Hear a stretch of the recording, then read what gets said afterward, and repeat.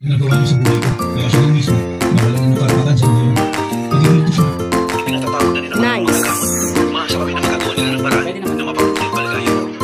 Ano ang nangyari sa katawan niya ngayon? Kasi saan? Hindi ko ba makayanan? Pero nakikita ko ang tiyo sa priyatin. Gusto niya ng